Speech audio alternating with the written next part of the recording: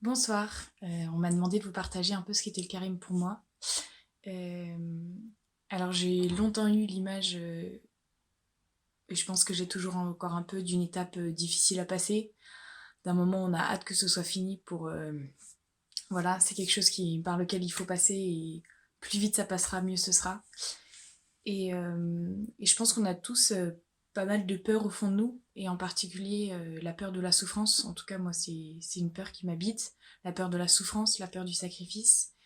Et j'ai cette année l'image particulière d'être vraiment un enfant qui part dans le désert avec Jésus, avec son Père, et, euh, et qu'il y a ce désir en fait, ce désir de Jésus de partir avec moi seul, son petit enfant. Et à ce moment-là, il y a toutes les craintes qui disparaissent parce que même si on sait que c'est un voyage dans le désert, sur le sable brûlant, en plein soleil, en fait, le fait d'être à côté de notre Père, bah, d'un seul coup, on est complètement rassuré, libéré. Les peurs disparaissent parce qu'on sait que rien de trop grave nous pourra nous arriver puisqu'il est là avec nous. Et, euh, et donc il y a vraiment ce côté rassurant parce que il y a notre père qui nous accompagne et nous on est tout petit à côté et on sait que si les choses se passaient trop mal, il nous prendrait dans les bras, qu'il est là quoi. Et il y a aussi ce deuxième point qui est que c'est un temps privilégié parce que Jésus décide de partir dans le désert, mais avec son enfant bien-aimé tout seul. Et en fait, dans l'évangile, il est tout le temps entouré de foules, de disciples. Et là, en fait, il choisit d'être avec nous pour un cœur à cœur et pas un.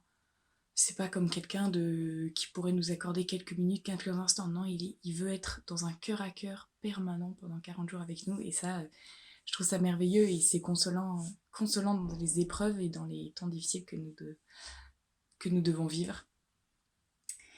Et, euh, et voilà, et donc j'aimerais confier à Jésus ce soir toutes les personnes qui doivent traverser des épreuves durant ce carême, des épreuves qu'elles n'ont pas choisies, pour que le Seigneur puisse leur apporter la consolation de sa présence, qu'elles puissent se croire aimées de lui et qu'elles sachent que particulièrement dans ces moments douloureux, il est tout proche d'elles.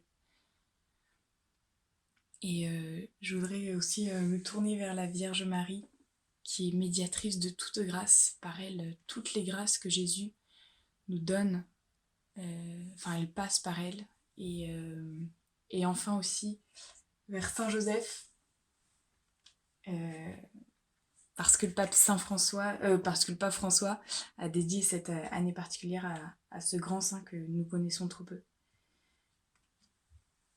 Je vous salue Marie, pleine de grâce, le Seigneur est avec vous. Vous êtes bénie entre toutes les femmes, et Jésus, le fruit de vos entrailles, est béni. Sainte Marie, Mère de Dieu, priez pour nous pauvres pécheurs, maintenant et à l'heure de notre mort. Amen. Je vous salue Joseph, vous que la grâce divine a comblé. Le Sauveur a reposé dans vos bras et grandi sous vos yeux. Vous êtes bénie entre tous les hommes, et Jésus, l'enfant divin de votre virginale épouse, est béni. Saint Joseph, donné pour Père au Fils de Dieu, priez pour nous dans nos soucis de famille, de santé, de travail, jusqu'à nos derniers jours, et daignez nous secourir à l'heure de notre mort. Amen. Soyez bénis en abondance et bon carême.